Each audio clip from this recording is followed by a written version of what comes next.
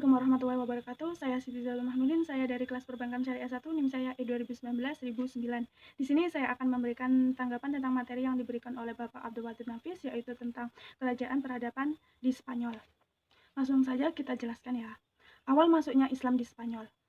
Spanyol diduduki umat Islam pada zaman Khalifah Walid, salah seorang khalifah dan Bani Umayyah yang berpusat di Damaskus. Sebelum penaklukan Spanyol, umat Islam telah menguasai Afrika Utara dan menjadikan sebagai salah satu provinsi, dan dinasti Bani Umayyah penguasa sepenuhnya atas Afrika Utara terjadi di zaman Khalifah Abdul Malik, yaitu pada tahun 685 sampai 705 Masehi. Islam masuk tanah subur Spanyol ini dengan cara penaklukan atau ekspedisi. Dalam hal penaklukan itu ada 3 nama yang paling berjasa dalam sejarah penaklukan negeri tersebut. Mereka adalah Tarif ibnu Malik, Tarif ibnu Ziyad, dan Musa ibnu Nusyair.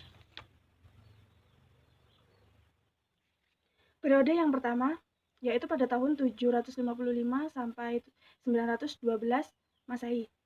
Pada ini umat Islam melalui memperoleh kemajuan baik dalam politik maupun peradaban. Misalnya didirikan masjid, Cordova, dan sekolah-sekolah di kota besar. Meskipun demikian, berbagai ancaman dan kerusuhan sering terjadi. Selain itu, Spanyol berada di bawah pemerintahan seorang yang bergelar Amir atau Panglima atau Gubernur.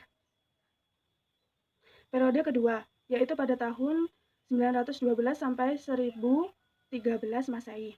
Periode ini umat Islam Spanyol mencapai puncak kejayaan, dan kejayaan menyaingi kerajaan Daulat Abbasiyah di Baghdad. Contohnya, pada keamiran Abdurrahman III mendirikan Universitas Cordova dan perpustakaannya, memiliki koleksi ratusan buku.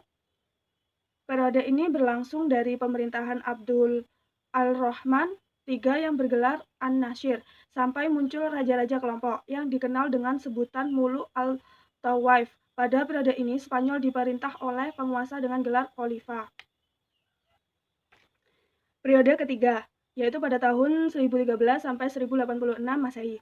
Spanyol terpecah menjadi lebih dari 30 negara kecil di bawah pemerintahan raja-raja golongan atau Al-Mulukut al-Tawaif yang berpusat di suatu kota seperti Sevilla, Cordova, Toledo, dan lain-lainnya.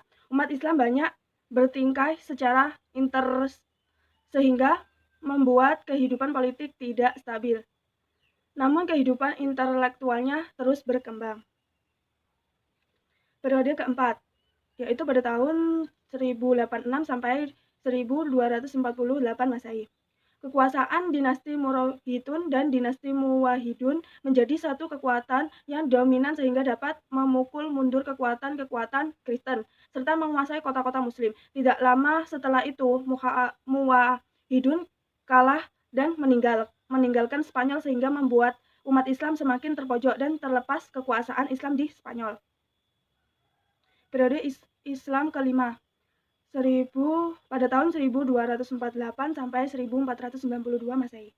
Peradaban kembali mengalami kemajuan, tetapi secara politik dinasti ini hanya berkuasa di wilayah yang kecil, dan Islam hanya berkuasa di daerah Granada di bawah dinasti Bani Ahmad. Pada tahun 1492 berakhirlah dinasti ini. Dengan demikian berakhirlah kekuasaan Islam di Spanyol. Filsafat berperang sebagai jabatan penyebarangan yang dilalui ilmu pengetahuan Yunani Arab ke Eropa pada abad ke-12. Minat terhadap filsafat dan ilmu pengetahuan mulai dikembangkan pada abad ke-9 Masehi. Tokoh utama pertama dalam sejarah filsafat Arab Spanyol adalah Abu Bakar Muhammad Ibnu al-Said, yang lebih dikenal dengan Ibnu Bazad. Sains, ilmu-ilmu kedokteran, musik, matematika, astronomi, kimia, dan lain-lain juga berkembang dengan baik di Spanyol. Tokoh-tokoh sains Abbas Ibnu Fama termasuk dalam ilmu kimia dan astronomi. Ia orang yang pertama kali menemukan pembuatan kaca dari batu. Fikih dalam bidang fikih, Spanyol dikenal sebagai penganut madhab Maliki. Yang memperkenalkan madhab ini di sana adalah Ziyad ibnu Abdul Al-Rahman.